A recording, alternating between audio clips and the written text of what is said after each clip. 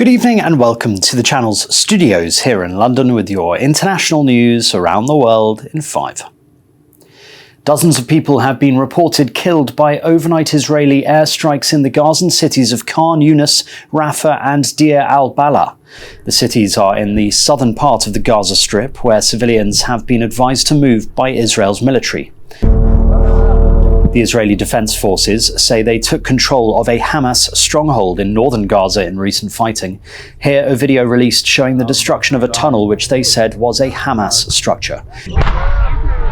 But the UN Humanitarian Office says services in Gaza are close to breaking point without fuel supplies. As you've seen the reports, Al-Shifa Hospital reported that the solar panels on their roof had been struck too. That means the only remaining electricity source they had gone. You ask, I think, when will we start to be critical or something like this? When will this start to be an issue? We're in the middle of it. More and more facilities are closing down. A senior Hamas leader has refused to acknowledge that his group killed civilians in Israel, claiming only conscripts were targeted.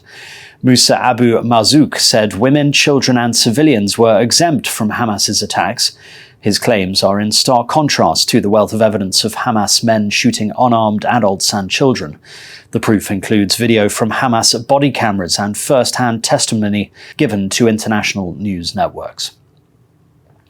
People in Israel have been marking exactly 1 month since Hamas launched its brutal assault, killing 1,400 people and taking over 200 more hostage.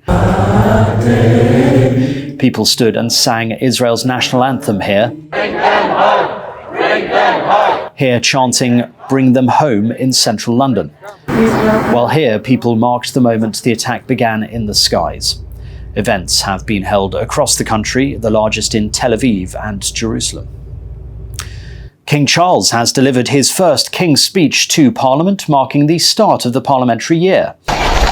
He travelled through the streets of London in the Diamond Jubilee State Coach in a ceremony going back centuries. And devotion to this country is set by my beloved mother, the late Queen. He began by paying tribute to his darling mother and went on to list the government's current priorities.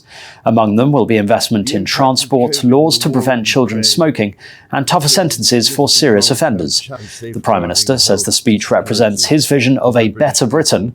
Labour says it amounts to a pretty pathetic programme of tinkering. My government will, in all respects, seek to make long-term decisions in the interests of future generations. My ministers will address inflation and the drivers of low growth over demands for greater spending or borrowing. Devastating floods caused by heavy rains have submerged parts of Somalia. Aerial footage shows the extent of the flooding, which has displaced more than 113,000 people and temporarily affected hundreds of thousands more. About 10 people have died in the aftermath of the rains, and the government has declared a statement of emergency.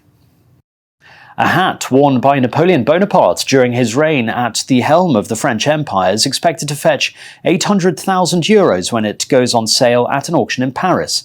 The black beaver felt hat in traditional bicorn shape was a trademark of the emperor, which came to symbolize Napoleon's historical character. The bicorn hat, together with the frock coat, forged the myth of the soldier emperor.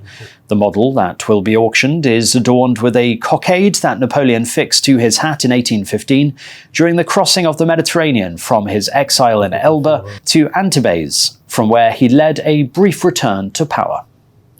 And for the 166th time, horses and their riders were blessed during the traditional Leonardi Ride in the Bavarian town of Bad Tolz in southern Germany. Dating back to 1772, the pilgrimage sees residents of the town and visitors make their way up to a chapel on horseback or in decorated horse-drawn carriages where they are blessed. For many people in Bad Tolz, the Catholic procession is an important date. The ride is named after the Saint Leonard of Noblac, who is considered a patron saint of livestock and especially horses in parts of Bavaria. And that's your international news around the world in 5. Now back to the channel's studios in Lagos.